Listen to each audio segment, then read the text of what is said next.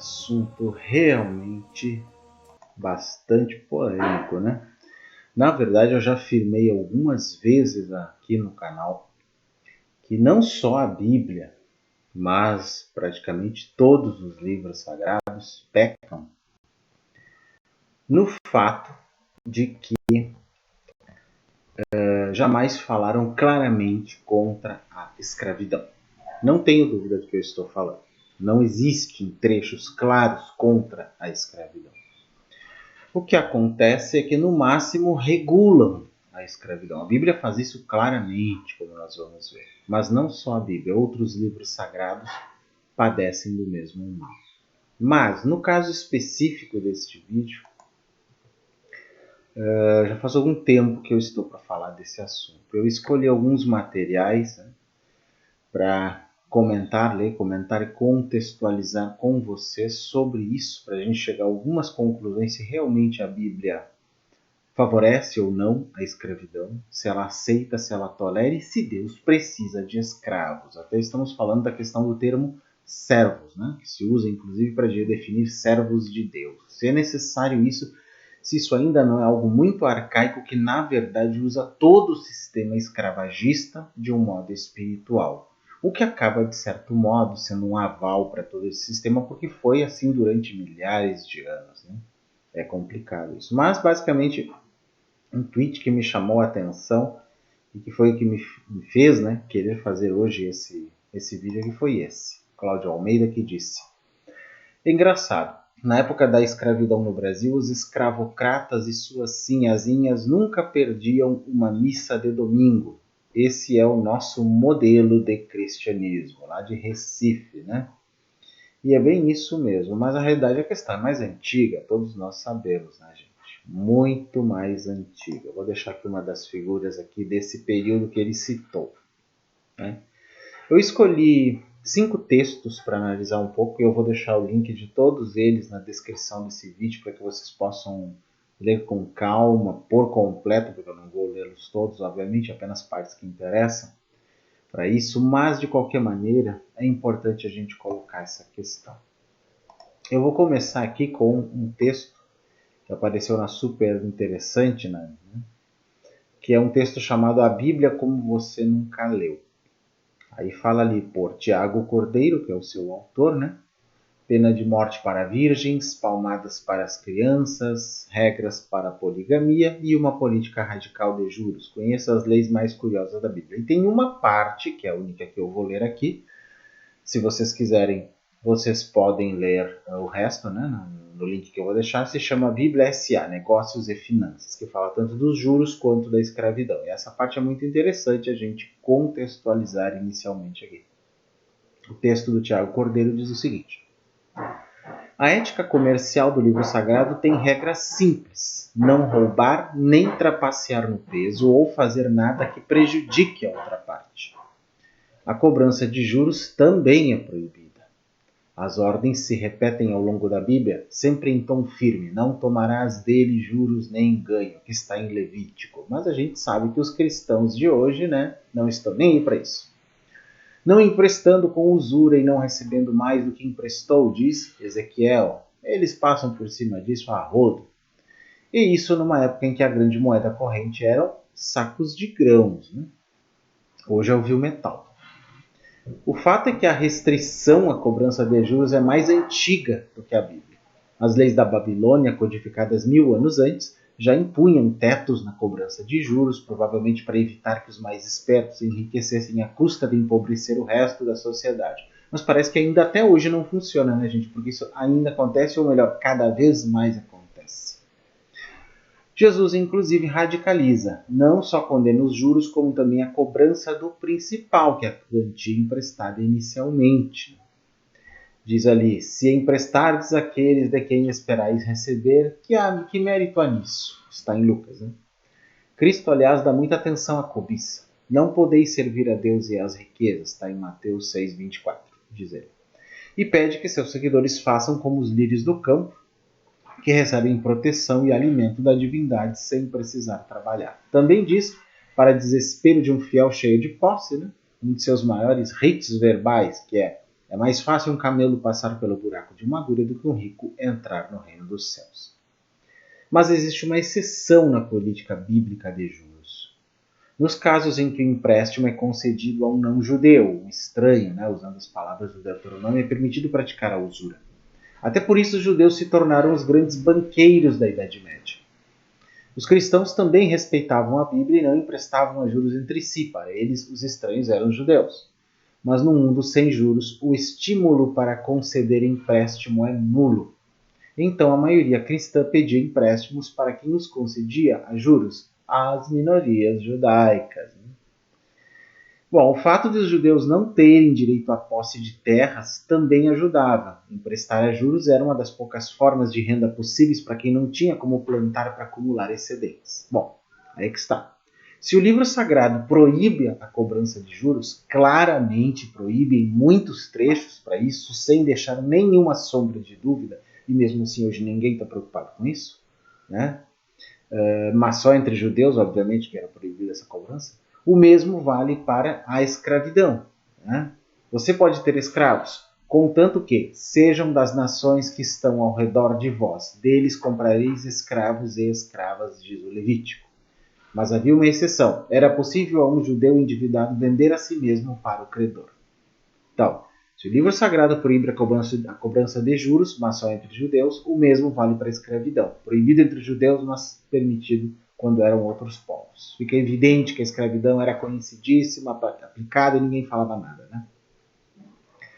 A escravidão era comum entre todos os povos daquela área, mas os servos eram relativamente bem tratados, sem violência desnecessária. Os próprios israelitas seriam respeitados quando foram forçados ao exílio na Babilônia, afirma a historiadora Catherine Hezar, professora de História das Religiões da Universidade de Londres e autora do livro Jewish Slavery in Antiquity, Escravidão Judaica na Antiguidade. Por isso mesmo, os israelitas são orientados a conceder uma série de direitos a seus escravos que servem por 6 anos e no 7º são libertados. Se ele for escravizado com a esposa, os dois são libertados juntos. Até para punir os indisciplinados existem regras. Se o dono arrancasse um olho do servo, ele seria obrigado a libertá-lo. Em Êxodo, está isso. Ou seja, a Bíblia também servia como uma espécie de CLT para escravos. Mas a parte mais humanista nas relações de trabalho previstas na Bíblia é uma regra para os fazendeiros. Sempre deixar sem colher as plantações das bordas do terreno. Para quê? Para que as pessoas mais pobres, sem terra, possam aproveitar essa parte. Ou seja, aquela velha romantização da pobreza, deixe para os pobres. Ou seja, não havia nenhuma consciência social como existe hoje. Eu vejo muito mais consciência social no humanismo, no sistema, inclusive muitas vezes ateu de hoje, que faz as políticas públicas em muitos países, considerados democráticos, do que essa política religiosa que nós vemos na Bíblia e em outros livros sagrados. Vejam bem, eles nunca falaram contra a escravidão. Eles simplesmente a toleravam e a legislavam. Havia uma CLT dos escravos, como diz aqui. O Deuteronômio já é uma CLT dos escravos. Muito complicado a gente ver isso, num texto que é tão usado para considerar, digamos, o amor, por todos os seres humanos. Mas aí o segundo texto se chama O que a Bíblia diz sobre a escravidão. Está no respostas.com.br, que também eu deixo para vocês aqui, que já tem outro viés para essa questão, que diz o seguinte: a escravidão não faz parte do plano de Deus. Cada pessoa é criada à imagem e semelhança de Deus e deve ser tratada com amor e respeito.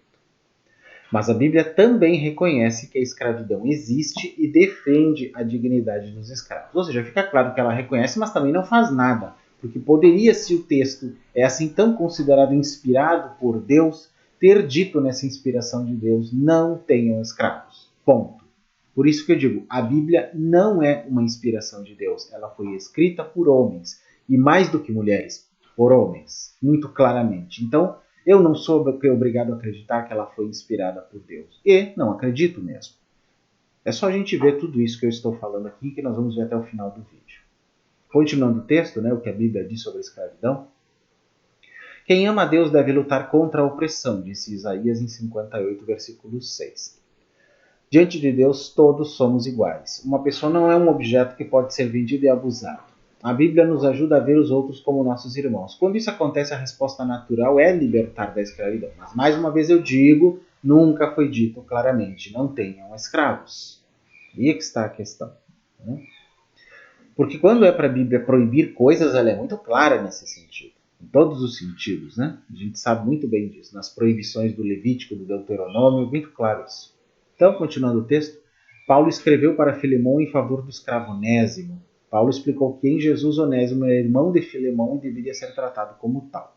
Paulo recomendou libertar Onésimo e mandou Filemão tratá-lo como se fosse o próprio apóstolo Paulo. Está em Filemão capítulo 1, versículos 15 a 17. Aqui é uma pequena mudança comparada ao Antigo Testamento, né? Com certeza.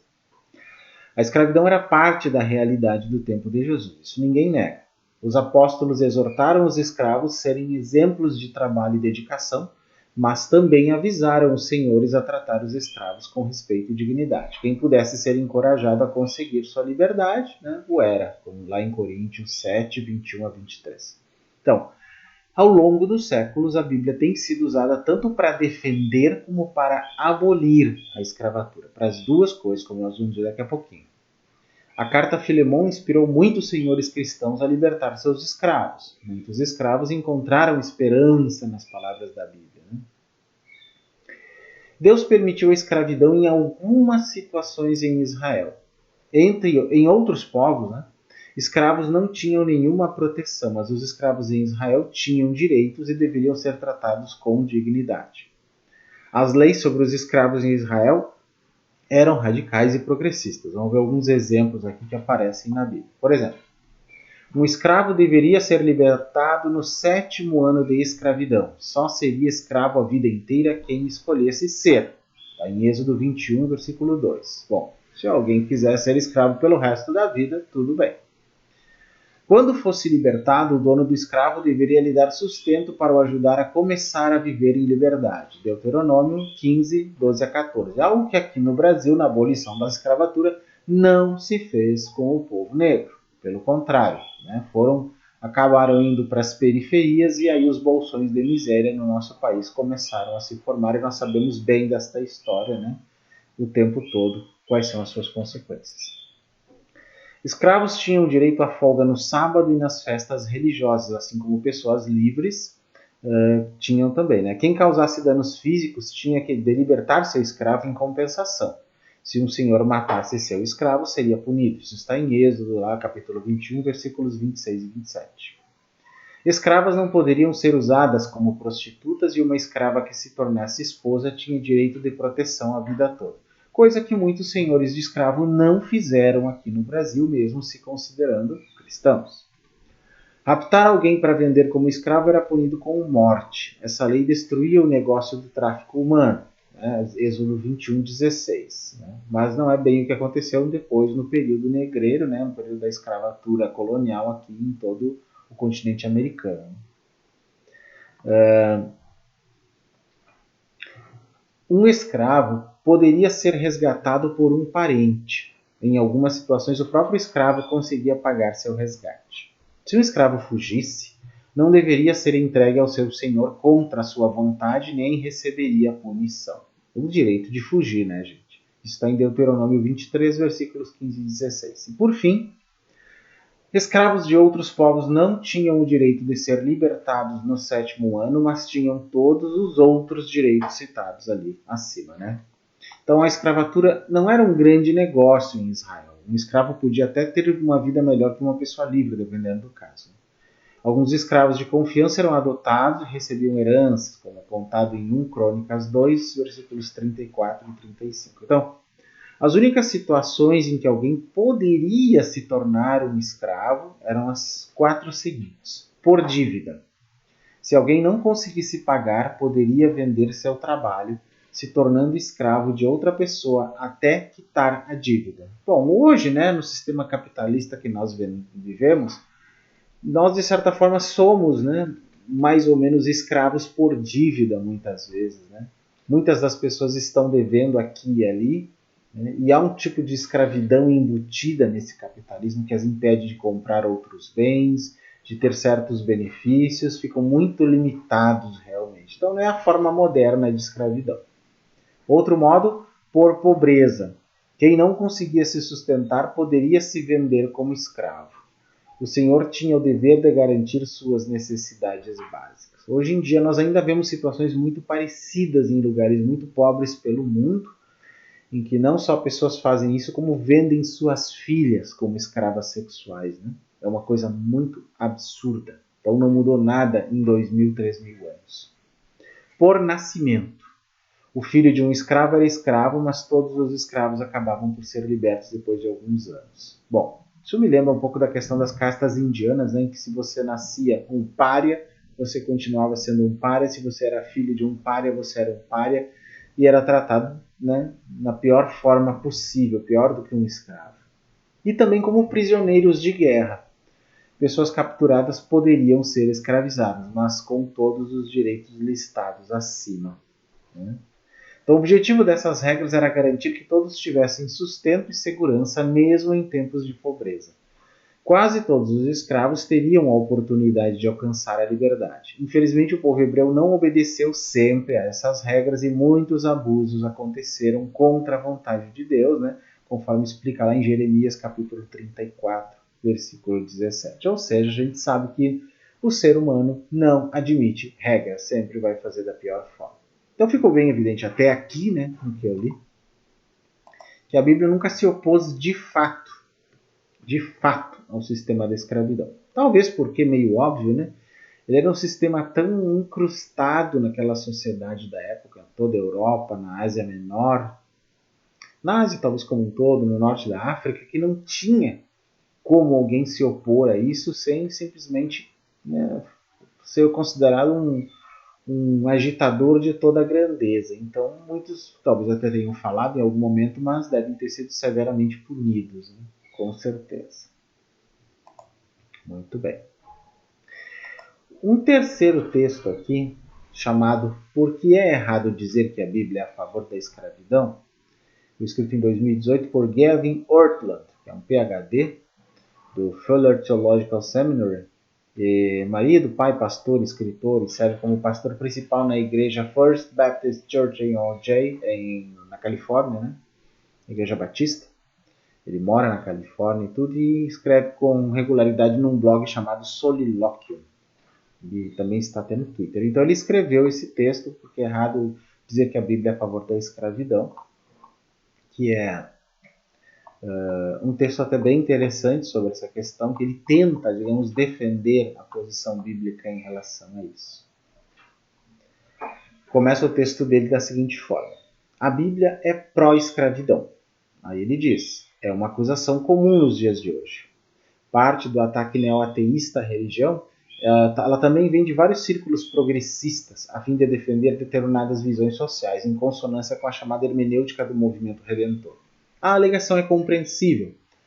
Ela tem algum embasamento aparente e sério, não apenas na lei do Antigo Testamento, mas também nas epístolas do Novo Testamento escritas pelos próprios apóstolos de Cristo. Ou seja, ele mesmo reconhece que essa afirmação de que a Bíblia é para a escravidão tem algum embasamento aparente e sério. Esse pastor diz isso, não apenas na lei do Antigo Testamento, mas também nas epístolas do Novo. Aí ele dá alguns exemplos. Em Efésios 6.5, quanto a vós outros servos, obedecei a vosso Senhor segundo a carne.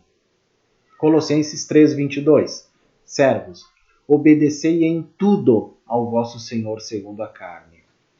1 Pedro 2.18, servos, sede submissos com todo o temor ao vosso Senhor. O Senhor aqui no caso não é Deus, né, gente? É o Senhor do próprio escravo. Então, como os cristãos devem responder a isso? Ele mesmo diz, é uma questão complicada, né, que um breve artigo não pode resolver, mas eis alguns exemplos iniciais que podem ajudar a pelo menos chamar a atenção para a sua complexidade. Ele vai começar definindo a palavra escravidão que aparece nos textos em geral. Quando lemos versículos como Efésios 6.5, Colossenses 3.22 e 1 Pedro 2.18, ouvimos a tradução escravo à luz do nosso próprio contexto histórico. Normalmente, pensamos em escravidão com base em raça, na qual o escravo é propriedade do dono e não tem nenhum direito legal. Esse tipo de escravidão é claramente uma das instituições mais desprezíveis que já desonraram a civilização humana. Não é, no entanto, esse tipo de escravidão que os textos abordam. A palavra grega doulos pode ser traduzida como escravo, ou às vezes servo, ou criado, e muitas vezes refere-se a pessoas que tinham um nível surpreendente de posição social e legal no mundo greco-romano do primeiro século. Muitos não foram escravos desde o nascimento, por toda a vida ou por causa de sua raça. O jurista romano Gaio, do século II, por exemplo, afirmou que a maioria dos escravos eram prisioneiros de guerra que teriam sido executados se não tivessem admitido essa condição. Pois é, a história de sair da frigideira para cair no fogo, né, gente? De maneira similar, no Antigo Testamento, as leis israelitas libertavam os escravos a cada 7 anos, como diz Êxodo 21.2. Ordenavam a pena de morte para sequestradores, como diz Êxodo 21.16, e geralmente buscavam limitar a instituição a fim de proteger o escravo. Além disso, a escravidão geralmente não era instituída por raça, mas por circunstância e situação econômica, como no caso de estrangeiros e devedores, entre outros. Está mais parecido com a escravidão de hoje, né, gente? Que é o sistema capitalista que nos impõe, e eu vou falar isso mais no final do vídeo. Continua o texto do pastor. É claro que toda forma de escravidão distorce a intenção criada por Deus para os seres humanos e há algumas passagens difíceis com as quais temos de lidar. Mas há uma grande diferença entre a malvadez abominável que vemos em um filme como 12 anos de escravidão e, por exemplo, o que Paulo diz à igreja de Éfeso do primeiro século ou o relacionamento de Abraão com seu principal servo, lá em Gênesis 24.2. Isso não responde à pergunta, mas a enquadra com mais precisão. Revelação progressiva significa simplesmente que Deus não revelou sua vontade e caráter para a humanidade de uma só vez, mas gradualmente durante um longo período. É o argumento que ele vai usar para defender a posição dele aqui. Portanto, é preciso ler toda a narrativa da revelação bíblica para interpretá-la de forma justa, em vez de apenas pegar um versículo aqui ou ali. Os cristãos também acreditam que Deus ajusta a sua revelação a contextos históricos particulares e até mesmo estruturas sociais caídas dentro deles. Isso faz sentido quando paramos para pensar, a menos que exijamos que Deus se abstenha de dar instruções ou leis a um determinado povo em um determinado momento até que todo o mal da sociedade seja removido. Essa, uma exortação ética em um documento pontual, como uma epístola, pode, portanto, não dizer tudo o que precisamos saber sobre a vontade e o caráter de Deus. Na verdade, ela provavelmente oferece mais um retrato da vida cotidiana de um cristão em um determinado contexto do que o ideal geral da Bíblia com relação ao mal institucional e estrutural. Sim, porque a escravidão era realmente um mal institucional e estrutural da sociedade que sobreviveu, né, até o século XIX, inclusive no Brasil, né, gente? Daquela forma que a gente entende a palavra escravidão. Continua o texto. Como analogia, posso dizer a um amigo, vote nas próximas eleições. Será que isso significa que minha filosofia geral considera a democracia o sistema político ideal? E se eu encorajasse um soldado na frente de batalha a seguir as ordens de seus oficiais? Isso revelaria a minha perspectiva completa sobre as Forças Armadas, a batalha em que ele está lutando ou a própria guerra em si? Não necessariamente. Faltariam mais informações para chegar a essa conclusão. Em particular, há 2 pontos altos na revelação bíblica que devem ser levados em conta. A criação, que diz que todos os seres humanos são feitos igualmente à imagem de Deus, lá em Gênesis, né? E o Evangelho, que diz que Deus venceu divisões raciais, sociais e religiosas na cruz. Efésios e Gálatas dizem isso. E um dia criará um povo de todas as nações, tribos, povos e línguas. Lá em Apocalipse 7.9 se fala isso, que viverá unido em perfeita harmonia. O que dá a entender, né, que coisas como a escravidão só seriam resolvidas no fim dos tempos no Apocalipse. Ou seja, aquela velha forma de, no final da história, fazer aquele acordo espúrio com o sistema do mundo que os próprios religiosos cristãos tanto criticam no final da história. Mas acabam se beneficiando dele de várias formas aqui, colocando o final dessas instituições espúrias para um suposto fim do mundo, né, gente? Como eu digo. Continua o texto aqui. É essencial considerar a criação, pois ela revela a intenção original de Deus para a raça humana. E o Evangelho é fundamental, pois revela a suprema trajetória da obra redentora de Deus. Se compreendêssemos Efésios 6.5, mas negligenciamos o contexto geral da história bíblica, podemos perder a visão do todo por focarmos apenas nos detalhes. Por analogia, imagine dizer a alguém: você é um médico ruim apenas porque a incisão doeu muito, mas sem considerar sua formação ou o objetivo da cirurgia. Talvez alguém diga: certo, mas mesmo se assumirmos que estamos lidando na maioria dos casos com uma forma mais branda de escravidão, e que talvez Deus esteja ajustando sua revelação dentro de um contexto histórico, ainda assim, por que a Bíblia não enfatiza a oposição à escravidão? Aí o pastor responde: eu entendo essa preocupação. No entanto, uma última consideração ajudou-me a pensar sobre isso nos últimos anos e aprofundou minha convicção de que a Bíblia como um todo é totalmente contra qualquer forma de escravidão. Filemão. É impressionante que Filemão não seja mencionado com mais frequência nesse tipo de discussão, já que trata da carta em que Paulo fala a um proprietário de escravos, que é o Filemão, sobre seu escravo fugitivo, que é o Onésimo. Na verdade, Paulo escreve a carta justamente porque Onésimo, depois que fugiu de Filemão, tornou-se cristão. Se as escrituras realmente fossem a favor da escravidão, o que se esperaria que Paulo dissesse aqui? Surpreendentemente, Paulo instrui Filemão a receber Onésimo não como escravo, antes como irmão caríssimo, e pede: recebe-o como se fosse a mim mesmo, lá no versículo 17 do Filemão. Em outras palavras, Paulo anula a relação senhor-escravo e constrói em seu lugar uma relação irmão-irmão, na qual o ex-escravo é tratado com toda a dignidade com que o próprio apóstolo seria. Logo, mesmo antes da própria instituição da escravidão ser abolida, a obra do Evangelho abole as suposições e os preconceitos que a tornam possível. A epístola de Paulo a Filemão pode não corresponder a um manifesto abolicionista completo, afinal, e não corresponde absolutamente. Como as outras passagens citadas, ela opera em um contexto particular e não aborda toda a sociedade. Com certeza, esse não era o objetivo do texto. Assim como não era o de praticamente todos os outros livros sagrados. Não estavam abordando a questão de toda a sociedade, o envolvimento da escravidão em toda a sociedade. No entanto, diz o pastor, acho que mostra como a lógica do Evangelho é totalmente contrária à escravidão. Pergunto-me se é em parte por isso que tantos abolicionistas fervorosos foram cristãos. Mas a gente sabe que a grande maioria eram os iluministas, aquele pessoal lá da Revolução Francesa, os humanistas. Esse foi o pessoal que realmente trabalhou com a abolição da escravatura, gente. E no mínimo, continua o pastor, ao considerar a exortação de Paulo a Filemão, fica difícil simplesmente citar Efésios 6 e Colossenses 13 e dar a questão por resolvida. Suspeito que minhas reflexões aqui não satisfarão totalmente a todos, já que eu mesmo ainda não estou completamente satisfeito com elas, disse o pastor. Há muito mais a ser dito sobre esse tema desafiador. E eu tanto concordo com ele que também fico insatisfeito não só com o artigo dele, quanto com a própria conclusão. Continua ele.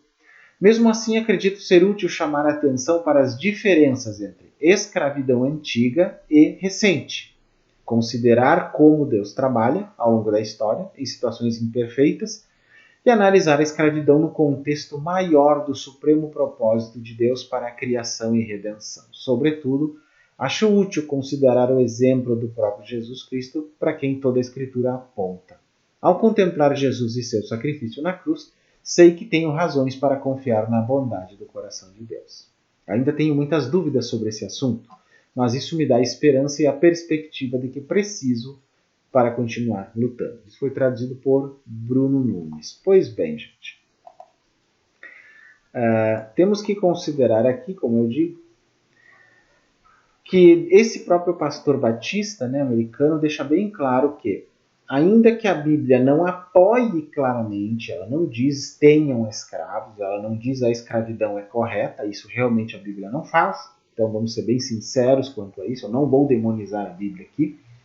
Ao mesmo tempo, talvez ela cometa um crime de omissão ou de oposição morna, como a gente vê muito por aí hoje em dia, inclusive. Eu diria que ela seria uma oposição morna, semelhante à oposição humorista ao Bolsonaro, aquela oposição morna.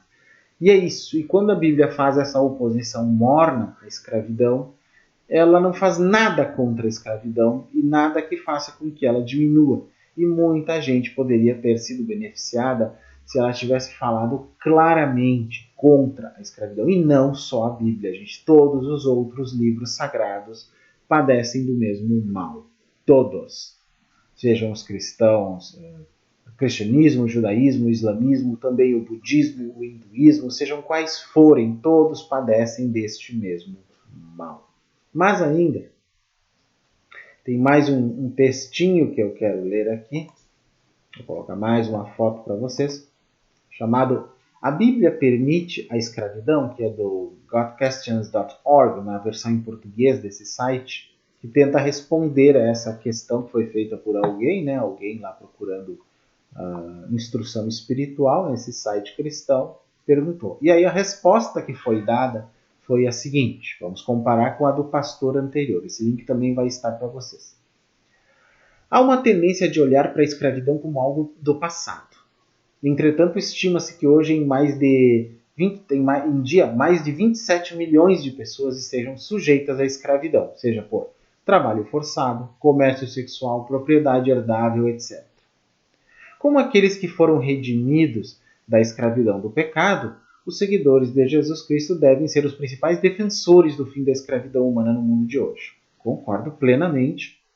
E que tem outras formas da chamada escravidão moderna, que até foi citada pelo pastor no texto anterior que eu li ali, né? Tem a escravidão antiga bíblica, que é de um tipo, que eu li claramente como funcionava, e a escravidão moderna, que é essa que inclusive trouxe muitos escravos da África, né? Muitos seres humanos escravizados, melhor dizendo, da África, e que eu vou ler no último texto aqui como que isso foi feito e usando a Bíblia para justificar aquela escravidão. Mas o texto continua aqui. A pergunta surge, entretanto, porque a Bíblia não fala fortemente contra a escravidão.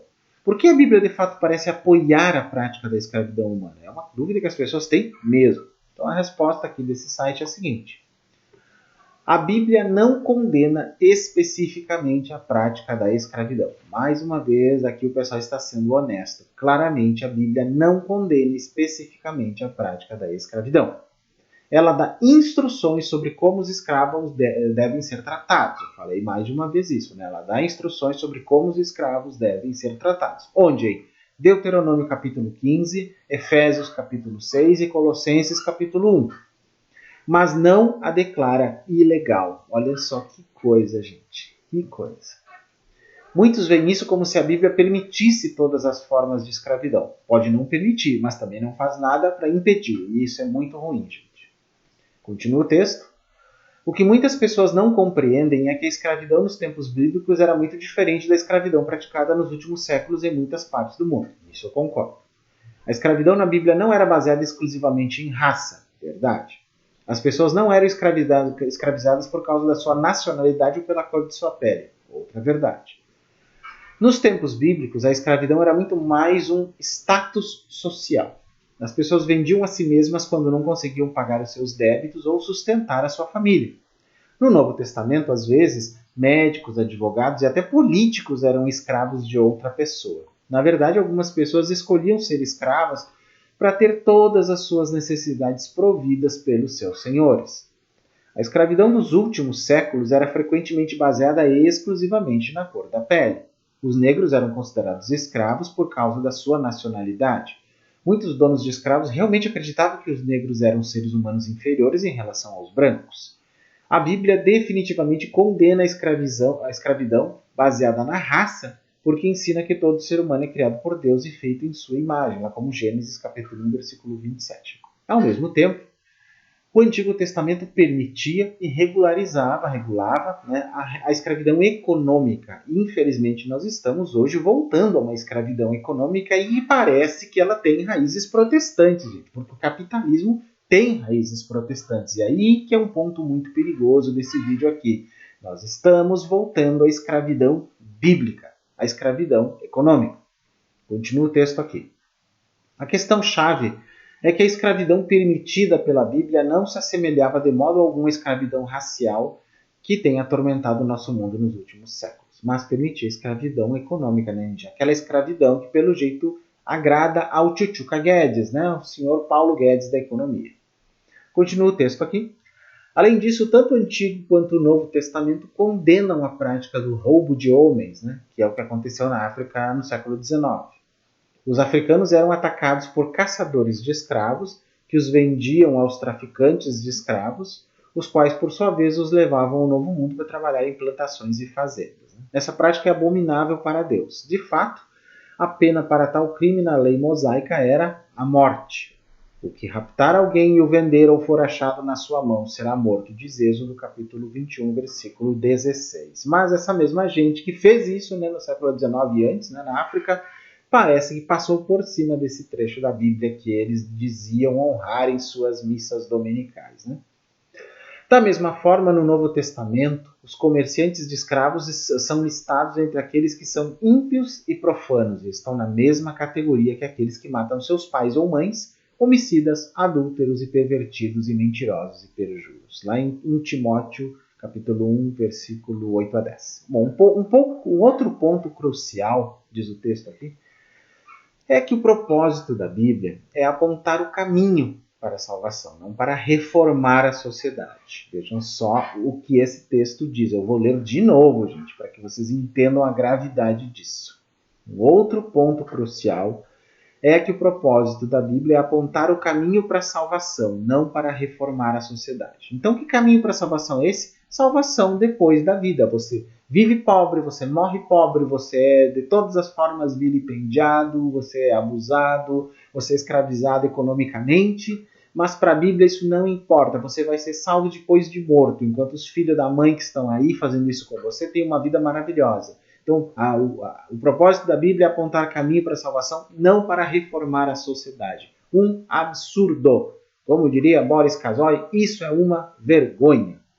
Bom, continua o texto. A Bíblia muitas vezes aborda questões de dentro para fora. Se uma pessoa experimentar o amor, a misericórdia e a graça de Deus ao receber a sua salvação, Deus reformará sua alma, mudando o modo como pensa e age. Só que hoje, gente, a espiritualidade desse tipo já foi, acabou, está nos seus estertores, no seu final. Precisamos de uma espiritualidade nova, engajada, né? Totalmente engajada, socialmente engajada, né? Na definição do falecido Thich Nhat Hanh, aquele monge budista que criou a noção de budismo socialmente engajado. Mas a partir daí nasce a noção de uma espiritualidade socialmente engajada que se opõe a tudo que está dizendo esse texto aqui. Que, aliás, continua assim. Uma pessoa que experimentou o dom da salvação de Deus e a libertação da escravidão do pecado, conforme Deus reforma sua alma, perceberá que escravizar outro ser humano, é errado. Ele verá, com Paulo, que um escravo pode ser um irmão no Senhor, segundo Filemão 1,16, que nós já falamos antes. Né? Uma pessoa que verdadeiramente experimentou a graça de Deus será, por sua vez, graciosa para com os outros. Essa seria a prescrição da Bíblia para acabar com a escravidão. Insuficiente, gente. Totalmente insuficiente, totalmente ineficaz. E eu digo, por ter sido escrita por homens, e como digo, mais que mulheres, por homens, é que a Bíblia não fala claramente contra isso. Nem a Bíblia, nem outros livros sagrados. Por quê? Porque todos esses religiosos, como diz a escritora britânica Karen Armstrong, no seu livro Campos de Sangue, se venderam ao poder. Como se venderam ao poder, as religiões nunca tiveram a sua eficácia desejada, sempre estiveram sendo capachos do poder. E é essa a grande questão. Essa é a grande questão, gente. E aí o último texto, até para colocar essa figura para contextualizá-lo, é um texto chamado Como os cristãos americanos, donos de escravos, usavam a Bíblia para justificar a escravidão. Está no pensarcontemporâneo.com, mas que, na verdade, né, é a tradução para o português de um texto de Noel Ray, cujo original em inglês se chama Christianity Slavery Book Except, que eu vou deixar os links dos dois, né, da tradução e do original em inglês, para que vocês possam comparar ali. Mas o texto é muito interessante e agora vai dizer o seguinte sobre a forma moderna, né, de escravidão, que é essa escravidão por raça. Diz o seguinte o texto de Noel Ray. Os proprietários de escravos norte-americanos mantinham o equilíbrio entre suas crenças e a prática cruel da exploração escravista. Como faziam isso? Segundo o novo livro de Noel Ray, The Great Stand, Witnessing American Slavery, A Grande Marcha, Testemunhando a Escravidão Americana, para muitos deles essa racionalização se garantia na Bíblia. Então, dos mais de 3/4 de milhão de palavras na Bíblia, os proprietários de escravos cristãos, e se solicitado a maioria dos proprietários de escravos se definirão como cristãos, tinham 2 textos favoritos, um logo no início do Antigo Testamento e outro no fim do Novo Testamento. Nas palavras da Bíblia, da tradução de King James, do Rei James, que era a versão atual, estes foram primeiro. Gênesis 9, de 18 a 27, que diz o seguinte: E os filhos de Noé que da arca saíram foram Sem, Cã e Jafé. E Cã é o pai de Canaã. Esses 3 foram os filhos de Noé, e destes se povoou toda a terra. E começou Noé a ser lavrador da terra e plantou uma vinha.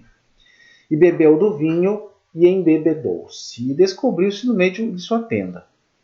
E viu Cã, pai de Canaã, a nudez de seu pai, e fê-lo saber a ambos seus irmãos do lado de fora. Então tomaram Sem e Jafé uma capa e puseram-na sobre ambos os seus ombros, e indo virados para trás, cobriram a nudez do seu pai, e os seus rostos estavam virados, de maneira que não viram a nudez do seu pai. E despertou Noé do seu vinho, e soube o que seu filho menor lhe fizera. E disse: Maldito seja Canaã, servo dos servos seja aos seus irmãos. E disse: Bendito seja o Senhor Deus de Sem, e seja-lhe Canaã por servo. Alargue Deus a Jafé, e habite nas tendas de Sem, e seja-lhe Canaã por servo. Noé, num rompante de raiva e desgosto, amaldiçoou o neto Canaã, que não tinha nenhuma culpa no ocorrido. E de certo deveria ter a mesma cor do pai e tios, portanto não faz sentido usar qualquer aplicação desse texto para justificar a sujeição dos povos negros, mas era usada mesmo assim. Numa versão popular conhecida como a Maldição de Cã, Canaã foi retirado da história. Cã foi feito de preto e seus descendentes foram feitos africanos. Se Canaã mais tarde vinha a se tornar o pai dos cananeus que viveram na Palestina, não tinha como ser o pai dos africanos, por isso criaram essa nova versão. E o outro texto favorito, além desse, vinha da epístola do apóstolo Paulo aos Efésios, capítulo 6, versículos 5 a 7, que diz o seguinte: Vós, servos, obedecei a vosso Senhor e segundo a carne, com temor e tremor, na sinceridade de vosso coração, como a Cristo, não servindo à vista como para agradar aos homens, mas como servos de Cristo, fazendo de coração a vontade de Deus, servindo de boa vontade como ao Senhor e não como aos homens. Paulo se repetiu quase palavra por palavra no 3º capítulo de sua epístola aos Colossenses. Bom, outras passagens do Antigo Testamento também eram extraídas e aplicadas pelos que defendiam a escravidão, principalmente as que reforçavam a ideia de que a prática de escravizar era algo comum entre os israelitas. O propósito era o de fazer com que os negros aceitassem sua condição por essa ser uma vontade de Deus, porque era assim que ele havia distribuído a missão de cada um, que tinha que ser aceita, respeitada e cumprida por vontade dele. Quanto ao Novo Testamento, esse foi amplamente ignorado, exceto no sentido de apontar que em nenhum lugar Jesus condenou a escravidão. Embora a história de Onésimo, um escravo fujão por quem Paulo intercedeu para que seu proprietário Filemão o perdoasse, fosse muitas vezes citada como forma de acentuar a naturalidade da escravidão. Veja só, eles usaram para acentuar que era natural ter escravo. Veja que nós vimos texto atrás ali, agora há pouco, que usou esse trecho de Filemão para dizer que não, a Bíblia não concordava que se tivesse escravos. Veja como é tudo questão de interpretação. Continuando o texto, o bispo William Mead, da Igreja Episcopal da Virgínia, embora ele batalhasse para que os senhores dessem o melhor tratamento a seus escravos, tendo-lhe dado o exemplo liberando os seus próprios, justificava os castigos com a seguinte explicação. Suponhamos, por exemplo, que você tenha sido punido por algo que você não fez. Não é possível que você tenha feito outra coisa ruim que nunca fora descoberta e que o Deus Todo-Poderoso que o viu fazendo não deixaria escapar sem punição uma vez ou outra? E você não deveria, em tal caso, dar-lhe glória e agradecer que ele prefira puni-lo nesta vida por sua maldade do que destruir suas almas por isso na próxima vida? Mas suponha que mesmo este não fosse o caso, um caso que praticamente não pode ser imaginado, e que de nenhuma maneira conhecido ou desconhecido mereceu a correção que sofreu. Há um grande conforto nisso se você suportar pacientemente e deixar a sua causa nas mãos de Deus. Que absurdo, né, gente? O cúmulo da canalice teológica. No entanto, Mead não considerava a escravidão um pecado, apenas um obstáculo para o crescimento econômico. Olha que filho da mãe. Ele acreditava que os princípios cristãos poderiam ensinar os senhores a tratar seus escravos bem e, em contrapartida, fazer com que os cativos aceitassem sua condição passivamente. Puxa vida. O bispo Stephen Elliott, da Geórgia, era mais enfático em usar a vontade de Deus para justificar a escravidão. Crítico severo dos que eram contra a escravidão, Eliot defendia a manutenção do trabalho escravo, alegando que o fracasso das igrejas inglesas e americanas em civilizar e cristianizar a África Ocidental era argumento suficientemente bom para tal feito. A justificativa dele era a que os negros escravizados aceitavam ser cristãos, portanto estavam salvos, enquanto os negros livres da África se recusavam a aceitar Cristo e por isso estavam condenados, ou seja, escravizar e cristianizar o negro era uma forma de presenteá-lo com a salvação. Putz grila, gente.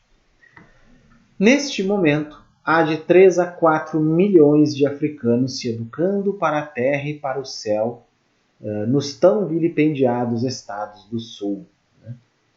Aprendendo as melhores lições para um povo semi-bárbaro, lições de autocontrole, de obediência, de perseverança, de adaptação de meios afins, aprendendo acima de tudo onde estão suas fraquezas e como eles podem adquirir força para a batalha da vida.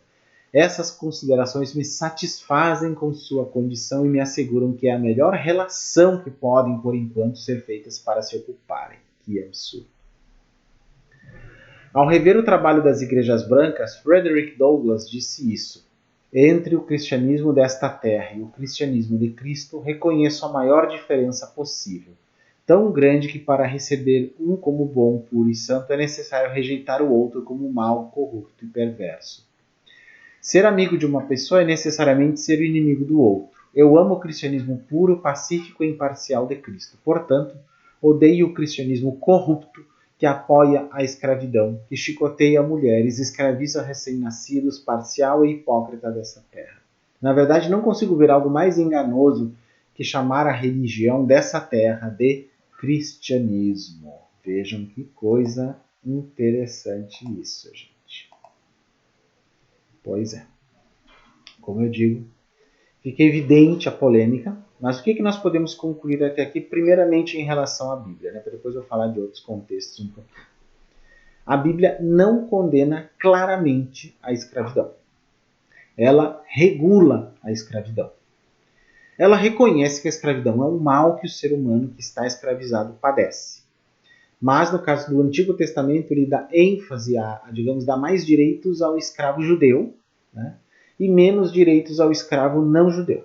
No Novo Testamento, isso praticamente é abolido, porém, o cristianismo não tem força para se opor à escravidão em si, que era de origem econômica, principalmente, como nós vimos aqui, não por raça, e mantém ela porque, por ser uma escravidão de origem econômica, ela é uma instituição naquela sociedade em vários lugares, várias cidades-estado, várias nações, vários lugares. Seria muito complicado se opor a isso sem um grande movimento, como foi no caso o abolicionismo, né? No caso da escravidão por raça, que aconteceu então a partir do colonialismo, que é um outro tipo de escravidão, né, gente? Então, são coisas bem diferentes, né? Então, realmente concordo que do ponto de vista da escravidão por raça, ela não se apliquem críticas bíblicas a ela, porque a escravidão antiga era mais de natureza econômica, né? Se a gente for usar interpretações modernas, né, aí sim pode-se usar a Bíblia, como infelizmente se usou para justificar a escravidão por raça. Mas a Bíblia não fala em escravidão por raça e realmente não faz sentido, isso eu concordo. Porém, a escravidão por motivos econômicos, como nós já vimos no início desse vídeo, é outra situação. Hoje, por exemplo, foi abolida, né, do ponto de vista oficial, qualquer escravidão por raça.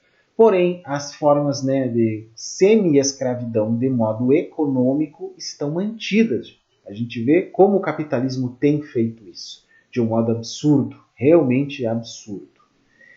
E temos que considerar também que não apenas a Bíblia, mas muitos outros textos acabam sendo, digamos, favoráveis a esse racismo. Eu ainda vou falar num vídeo específico, mas só para contextualizar aqui.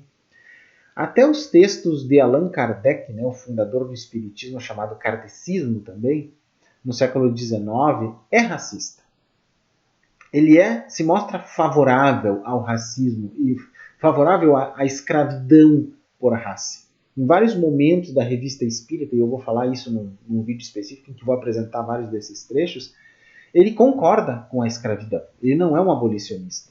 E ele ainda tem o absurdo de dizer que os espíritos africanos não são evoluídos como os espíritos dos europeus, que era uma coisa absurda compará-los, né? Bom, mas aí, o espiritismo em si é escravista, é racista? Não. Mas a Kardec era um homem do seu tempo. E homem, né, literalmente. Então, eles eram quase todos racistas na sociedade europeia daquela época. O sistema de castas do hinduísmo também tem muito de racismo, né? Ainda que não haja um escravagismo específico ali, mas o sistema de inferiorização de castas é uma forma de escravidão e de exclusão. O próprio budismo, embora o que a gente possa chamar aqui de budismo é inadequado, são budismos, existem muitas escolas diferentes que têm visões até diferentes. Nos seus vários textos sagrados, cada grupo, escola tem textos diferentes, não é que nem a Bíblia usada no cristianismo, também não se opõe claramente à escravidão. Sempre coloca para o mundo espiritual algum benefício.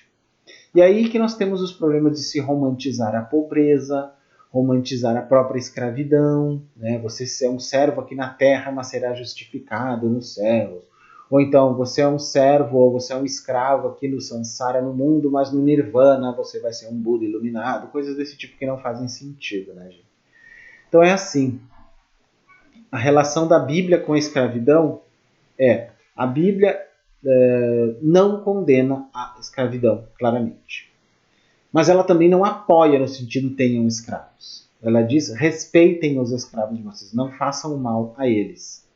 Ou seja, ela tentou, por um estratagema, fazer algum bem a esses escravos, mas foi um bem muito limitado. A gente hoje pode até tentar julgar do alto do nosso contexto histórico e dizer, por que eles não fizeram melhor? Não temos como dizer isso. Eles fizeram o que era possível naquele momento, dentro da visão histórica deles, né? Claro que isso não tem que ser passapanismo para a Bíblia, nem para qualquer tipo de livro sagrado, nem para qualquer religião. Não deve ser. Nós temos que nos opor a isso sempre. E usando esses trechos aí de um modo muito inteligente. Porque até o pastor ali, que nós demos, o pastor Batista ali, disse que ele não estava satisfeito com as argumentações dele mesmo no artigo em que tentou dizer que a Bíblia não era pró-escravismo, né? Então vejam só como mesmo ele teve dificuldade de defender a Bíblia a partir daí, né? Então qual é a questão? Se hoje nós temos uma espécie de volta a um escravismo econômico, aí sim as interpretações bíblicas são importantes que a gente contextualize. Por quê? O juro é uma coisa que deveria ser muito contestado por esses cristãos modernos, né? Porque é claríssimo que a Bíblia fala sobre o juro, ela não deixa dúvidas do problema que é o juro, mas exatamente esse povo cristão ou abraâmico aí é o que mais cobra juros. Só para dar um exemplo para vocês, né? E todo tipo de escravismo que vem porque você não consegue ter um salário decente, aí você fica escravizado em bolsões de miséria, você não consegue pagar sua casa, tem que viver na miséria, na favela, né? E aí começa a se romantizar a pobreza, a miséria e uma forma de escravidão moderna. Isso é uma vergonha. Isso tem que ser mudado, meus colegas. Vocês não acham? Então esse é o recado que eu tinha que dar para vocês hoje aqui, né? Já que me pediram para falar sobre o que eu acho que a Bíblia, a relação da Bíblia com a escravidão. Então eu escolhi esses textos e os contextualizei. Então vou deixar o link de todos eles aqui na descrição para que vocês possam ter uma ideia, né, de tudo que foi falado aqui com mais profundidade, quem quiser, ok? E nos vemos em algum outro momento, né, com algum outro tema assim polêmico. Ainda vou fazer um vídeo sobre a escravidão e o espiritismo, gente. Esse vai ser pesadinho, vai ser bem pesadinho. Então tá, pessoal, complicado, né, pessoal?